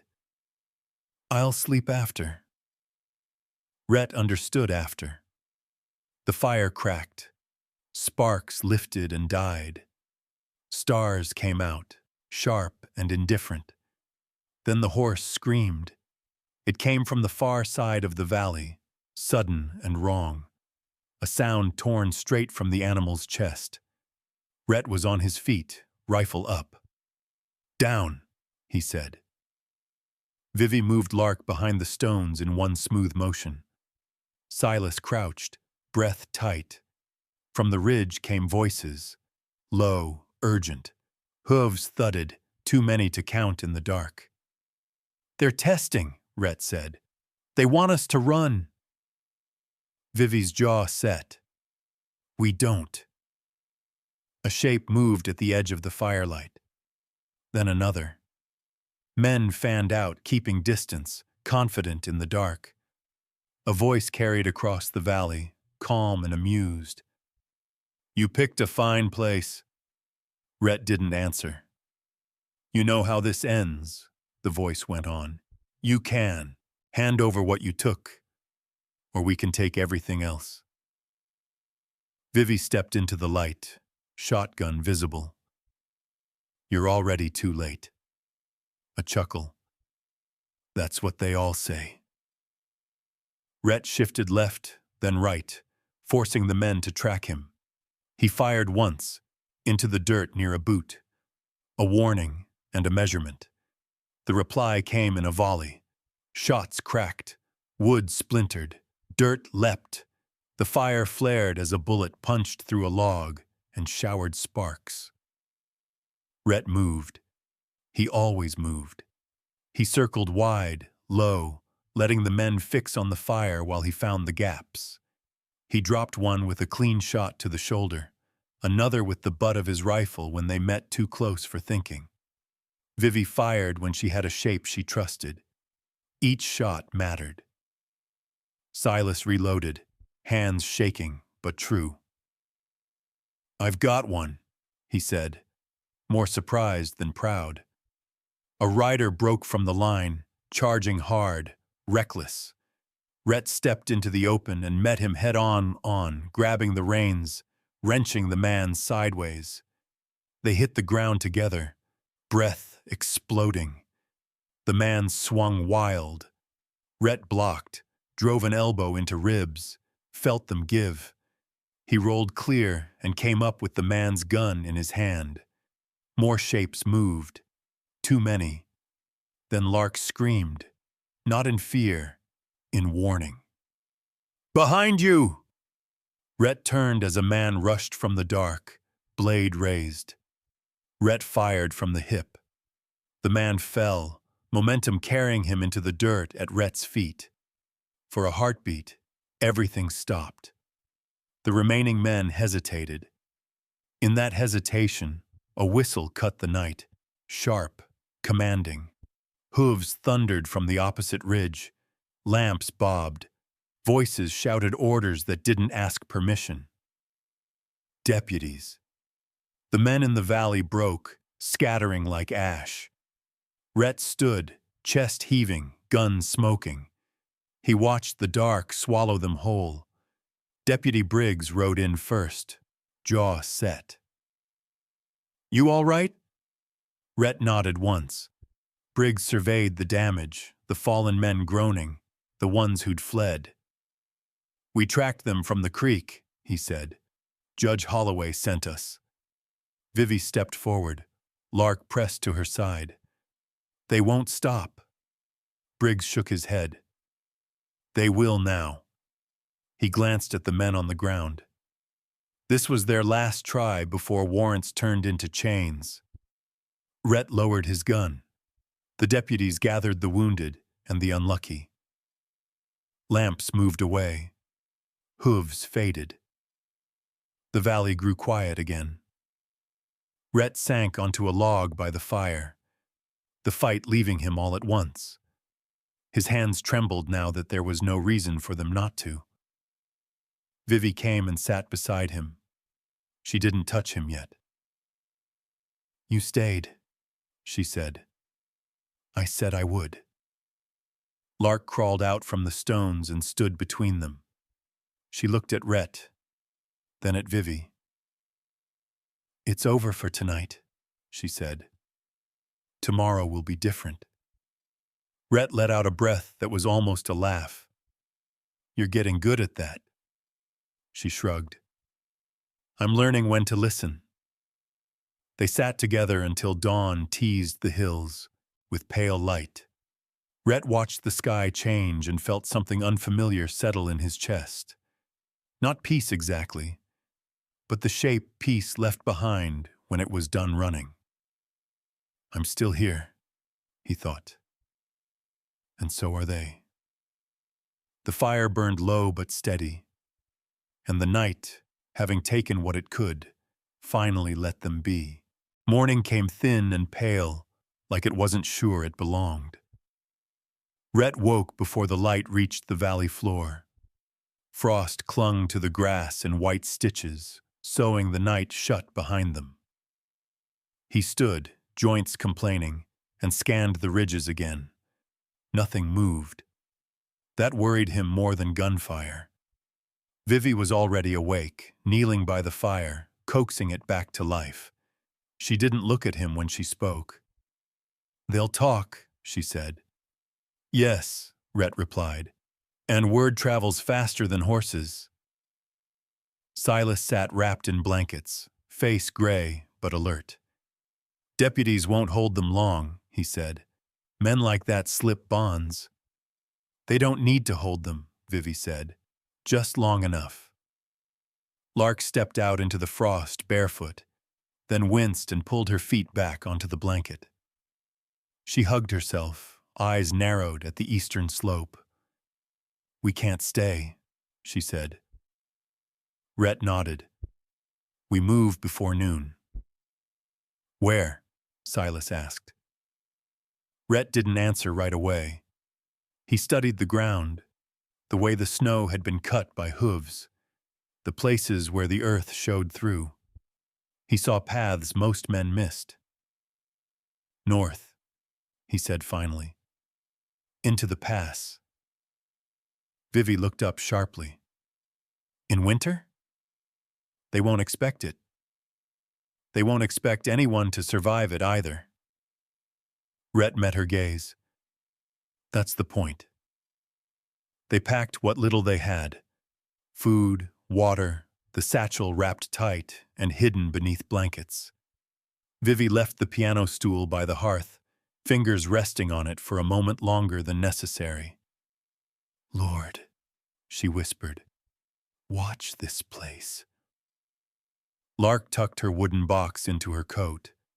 She hesitated, then added a scrap of charcoal she'd found by the fire, just in case. They left the valley behind and without looking back. The trail narrowed quickly. Pines crowded close, their branches heavy with snow. The wind found them again, mean and patient. Rhett went first, breaking path. Each step burned. He welcomed it. Pain kept him present. Halfway up the grade, Silas faltered. Rhett caught him, slung an arm over his shoulder, and adjusted their pace without comment. Vivi walked behind them, shotgun balanced, eyes never still. Lark moved last, counting her steps under her breath.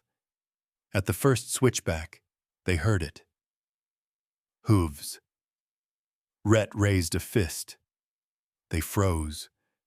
The sound came again, closer this time. One rider, maybe two. Rhett crouched low, easing the rifle up. He waited until the shape crested the bend. It wasn't a rider. It was a wagon. Pulled by a single mule, driver hunched against the cold. The man lifted a hand when he saw them. "Don't shoot," he called. "I ain't here for trouble." Rhett didn't lower the rifle. The man slowed, eyes flicking to the shotgun, the satchel's edge peeking from beneath a blanket. He swallowed. "I bring supplies," he said. "Sometimes news." Vivi stepped forward. "From where?" "Silver Creek," the man replied. "Name's Mercer. Milo Mercer." Rhett recognized the name. He lowered the rifle an inch. "You picked a bad road." Milo nodded. "Bad times make bad roads busy." "What do you want?"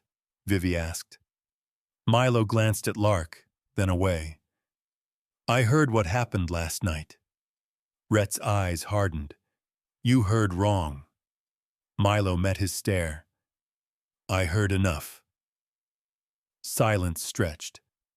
Finally, Milo reached into his coat slowly and pulled out a small sack. "Food, ammunition, 2 horses if you want them." "And the price?" Vivi asked. Milo's mouth twitched. "The truth." Rhett felt the weight of the satchel like a stone against his spine. "We're taking it to a judge," he said. Milo nodded. "Good. Take it all the way. Don't let it rot halfway." Vivi studied the man, then stepped closer.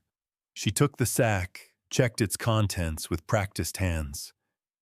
"We can't pay you," she said. Milo shrugged. "I ain't askin'." Rhett extended his hand. Milo shook it, grip firm, eyes steady. "Don't follow," Rhett said. Milo smiled thinly. "I wouldn't last a mile." They traded the mule for 2 lean horses and moved on. The pass rose sharp and unforgiving. Ice glazed the stone. The wind cut sideways now, stealing breath. Lark stumbled once. Rhett scooped her up without breaking stride, set her on the horse in front of him. She leaned back against his chest, small and solid. He adjusted the reins. Not again, he thought. Not her. By late afternoon, the sky darkened. Snow began to fall, fine and relentless. The first shot came from above.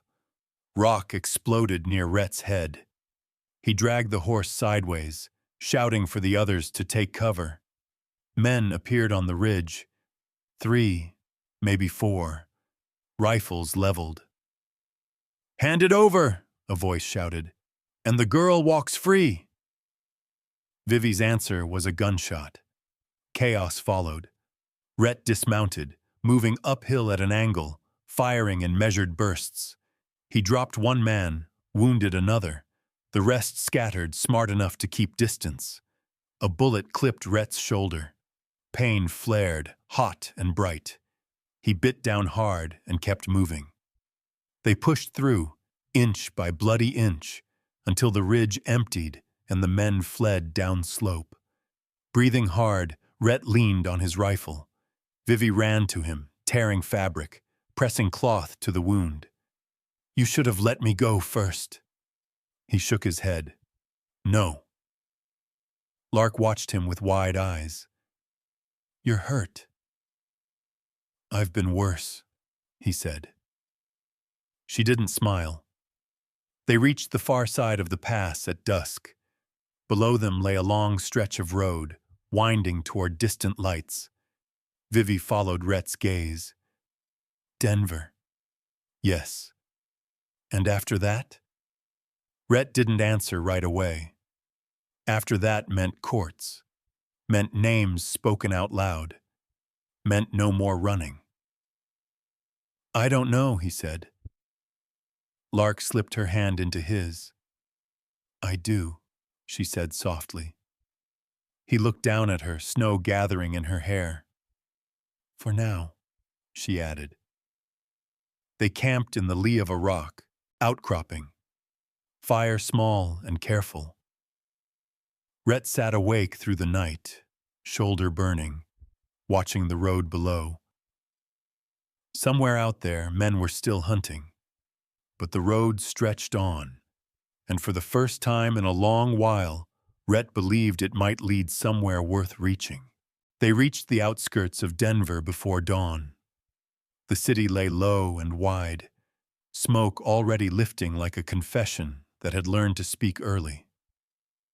Bells rang somewhere distant, slow and measured, calling men to a god they hoped would still recognize them. Rhett reined in on a ridge that overlooked the eastern road. He studied the approaches, the alleys where sound pooled, the places a man could stand and decide another man's future. "Someone's waiting," he said. Vivi didn't ask how he knew. She adjusted the satchel under her coat, her jaw set. Silas shifted in the saddle, wincing but steady. Lark leaned forward, peering into the half-light. "He's not hiding," she said. "He doesn't think he needs to." They took the side road anyway, the one Corinne had marked with a charcoal cross on a fence post the night before. It bent toward a narrow cut between brick warehouses where snow lay untouched, like it had been told not to listen. Halfway through, a man stepped into the open. He didn't raise his hands. He didn't reach for a gun. He smiled. "Rhett Kincaid," he said, as if tasting the name. "You walk like a man who remembers where he buried things." Rhett stopped his horse. He felt the old heat bloom behind his eyes, the kind that asked for simple answers. "Elias Vane," Rhett said. Vane's smile widened, pleased.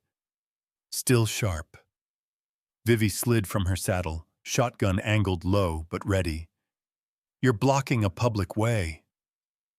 Vane glanced at her, then at Lark. His eyes lingered there a moment too long. "Only until we finish our conversation." Rhett swung down, stepping between Vane and the others. "Say it." Vane nodded. "The papers." "No." "And the child." Rhett's hand tightened on the rifle. Vivi's breath caught once and went still. Lark stepped out from behind Vivi's coat. "You don't want me," she said. "You want what scares you." Vane laughed softly. "Smart little miss." "She's not for sale," Vivi said.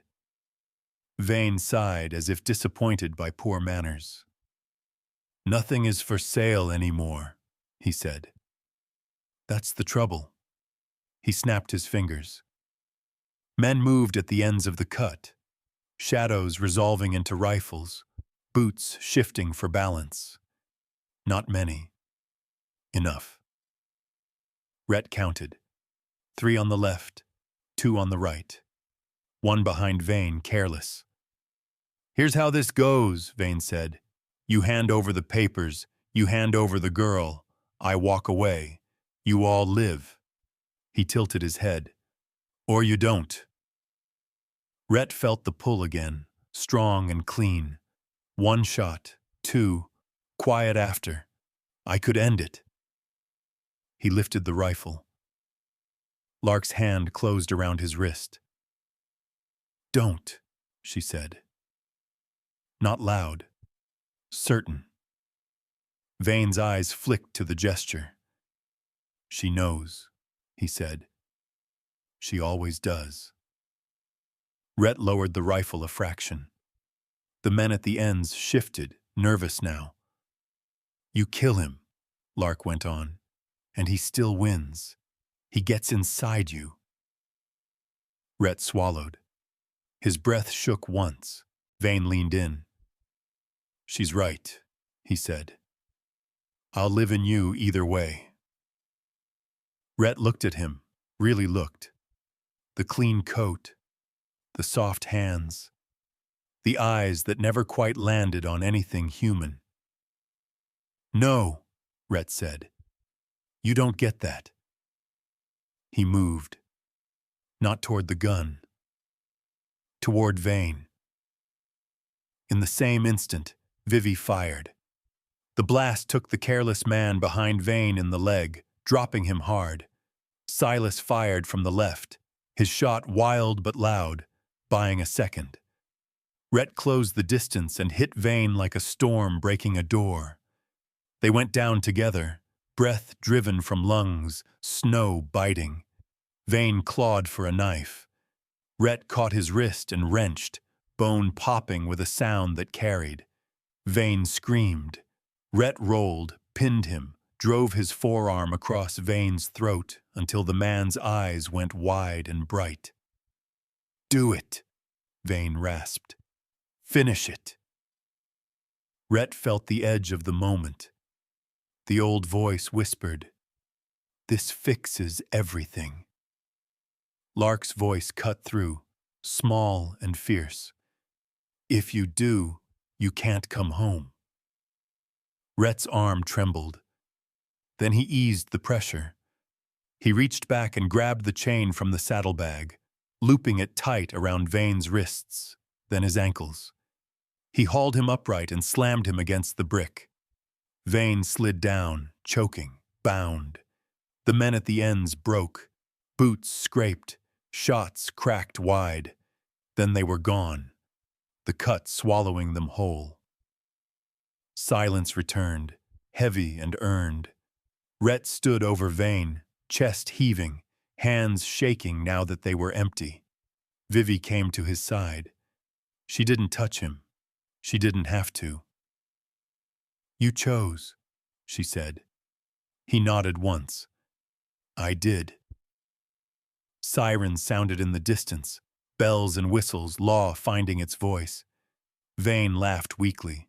You think this ends me? He said. I'm a symptom. Rhett met his eyes. Then you're getting treated.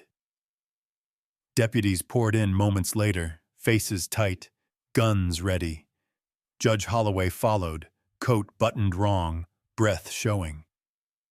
Is he alive? Holloway asked. Yes, Rhett said. Holloway closed his eyes briefly. Good. They took Vane away, chains clinking, his smile finally gone. Holloway turned to Vivi. The papers? She handed him the satchel. He took it like it weighed something. This will take time. We have time, Vivi said. Lark looked up at the judge. You'll tell the truth. Holloway nodded. All of it. Snow began again, light and steady, like forgiveness falling where it could. They stood there a moment longer, then moved on, toward the courthouse, toward rooms where words mattered more than guns. Rhett walked beside Vivi, Lark between them, her hand in each of theirs. I didn't kill him, Rhett thought. I stayed. And for the first time, the thought didn't hurt. The courthouse smelled of old paper and colder promises. They did not sit in the big room. They were taken through a side hall where the windows were narrow and the benches scarred by men who had waited too long. Judge Holloway moved ahead of them, shoulders set, carrying the satchel like it was something alive. Rhett stayed near the door. He watched hands. He watched eyes. He watched the way truth made people shift before it ever spoke. Vivi stood straight. Her chin lifted not in defiance but in readiness. Lark held her coat, fingers tucked into the fabric as if anchoring herself to something that could not be taken. Silas lowered himself onto a bench, breath careful, pain managed. He looked smaller here, but no less real. Holloway laid the papers out one by one. Names surfaced, numbers followed. Roots, water rights, quiet payments disguised as loans. The room grew heavier with every page. "This is enough," Holloway said again, but this time his voice carried weight. Enough to break men who thought themselves unbreakable. A clerk entered, then another. A deputy, then a man Rhett didn't recognize. Older, dressed plain, eyes sharp with the habit of listening before speaking. "Special counsel," Holloway said. "He's clean." The man nodded once. I read fast. He did. Hours passed. Light shifted across the narrow windows. Outside, bells rang for Christmas again. This time louder, closer, as if the city itself had leaned in. At last, Holloway folded the final page. "Barrett Hawthorne will be arrested by nightfall," he said. "So will the men who carried water for him." He paused. "Silver Creek will not be the same." Vivi didn't smile. "That town already left us," she said. "This just makes it official." Holloway inclined his head. "You'll be offered restitution." "No," Vivi replied. "We want distance." "That can be arranged." Rhett shifted his weight. "And him?" Holloway knew who he meant. "Elias Vane will stand trial. Not today, but soon." He met Rhett's eyes. "You did the right thing." Rhett looked away. Praise sat uneasily on him. They left before evening. Not hurried. Finished. Snow had stopped. The sky held a pale blue promise that felt unfamiliar. They rented 2 rooms above a baker's shop that smelled like bread and forgiveness.